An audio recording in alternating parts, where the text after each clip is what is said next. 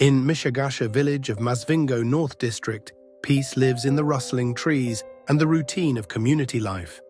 Nanny Pa, loved matriarch of her clan, begins to behave strangely, forgetting names, wandering at odd hours, and speaking of times long gone as if they are present.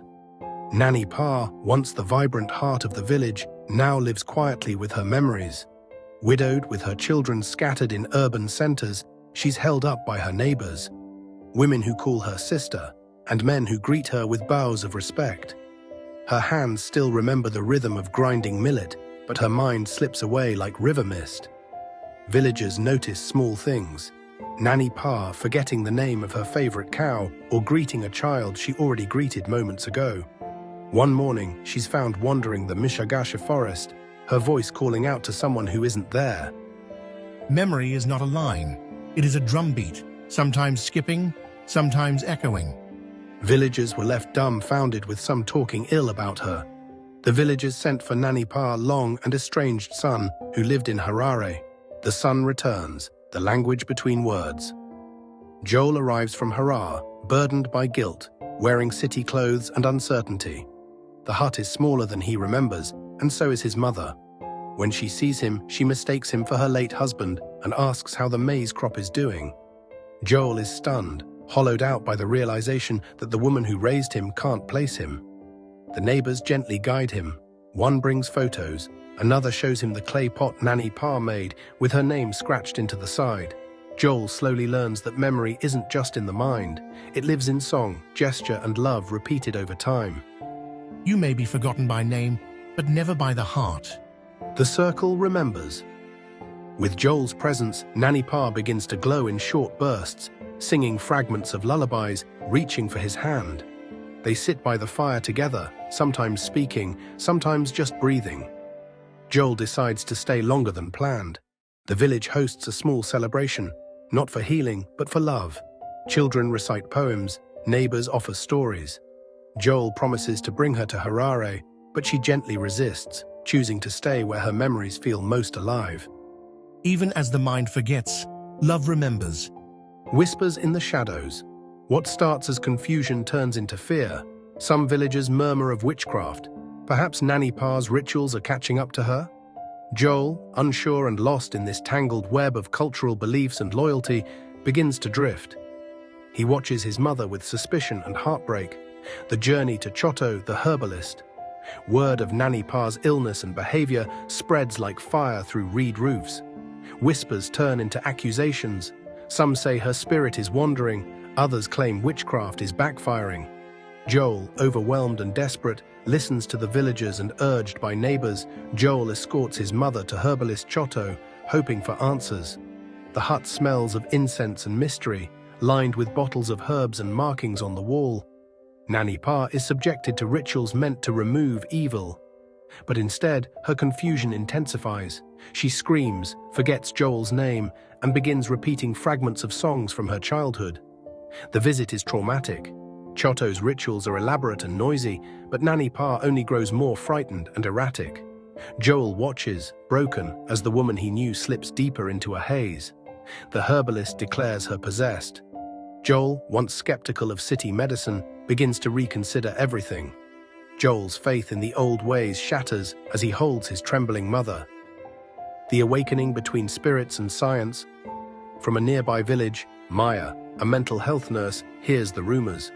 She knows Nanny Pa's heart and is shaken by the tale. She travels to Mishigasha. Maya, wearing a faded sun hat, carrying calm like a lantern. She sees through the chaos and instantly recognizes the signs of dementia and speaks to the villagers with clarity and compassion. This is not witchcraft, she tells them. This is illness. The brain is fading, not her soul. In gentle words, she explains dementia to a crowd that has never heard the term. She speaks of the brain, of aging, of memory loss, not as punishment, but as illness. This is not witchcraft. It is time itself unraveling. What she needs is care, not fear. Maya gathers the villagers for a small teaching circle. She uses stories, examples, and warmth. Joel listens, tears in his eyes, finally understanding the name of the ghost that's taken his mother. She gathers Joel and elders beneath a baobab tree, sharing stories, diagrams, and kindness. Joel breaks down. For the first time, he sees his mother not as cursed, but as fragile. Together, they plan a visit to Gomo Hospital's dementia unit in Harare, a space where science meets dignity. Healing begins. In Harare, Nani Pa is gently assessed. Her diagnosis is clear: dementia. Joel listens with a notebook in hand, eager to learn. Nurse Pippa arrives at the Haven ward, tucked between orchards and wildflower fields of Gomo Hospital, seeking purpose after burnout but quietly holding on to hope. She's assigned to care for Nani Pa, a spirited woman whose dementia has clouded her memories, that memories flicker like candlelight in a breeze, but not her soul. Nani Pa speaks in fragments, names of flowers, half-sung lullabies, questions about a son who hasn't visited in years. Nurse Pippa resists the impulse to correct Nani Pa, instead practicing non-judgmental presence. She listens deeply even when the words don't make sense. She introduces a memory garden project, using touch, scent, and soft conversation to create small rituals. Sometimes healing doesn't begin with remembering, it begins with being seen. At first, Nani Pa is distant, speaking to flowers more than people. But Pippa, guided by empathy and deep listening, begins to connect through sensory experiences, gardening, music, and storytelling. She encourages staff to use more person-centered communication, slowly shifting the culture of the home from clinical to compassionate.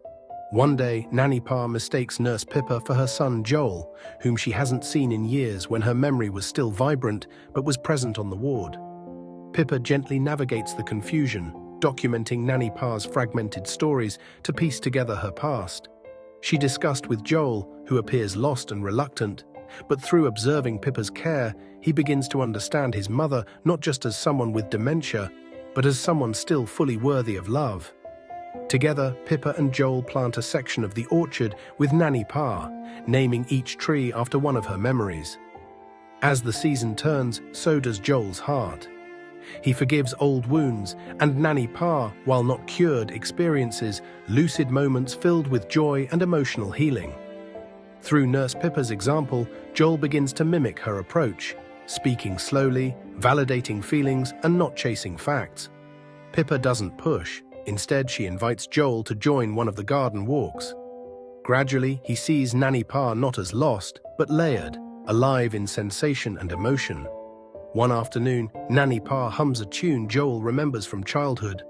For a moment, time folds in on itself. "She may not know my name, but I know hers. Isn't that enough?" he muttered. The blooming, healing isn't linear, but it's real. With the orchard in full bloom, the trio plant a new row of trees. Each one is named after a story Nani Pa told, some coherent, some poetic nonsense. They become sacred markers of her inner landscape. Nani Pa has good days and difficult ones.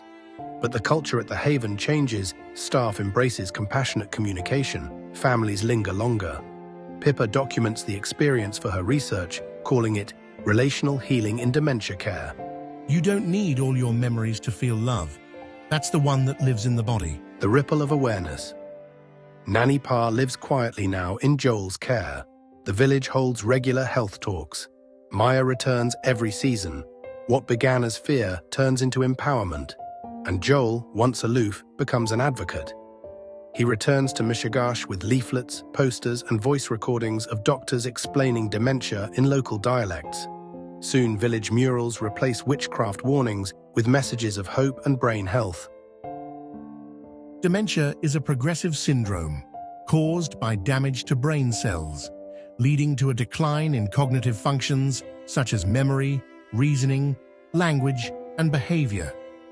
It's not a single disease, but a group of symptoms that can result from various conditions, Alzheimer's disease being the most common, followed by vascular dementia, Lewy body dementia, and frontotemporal dementia.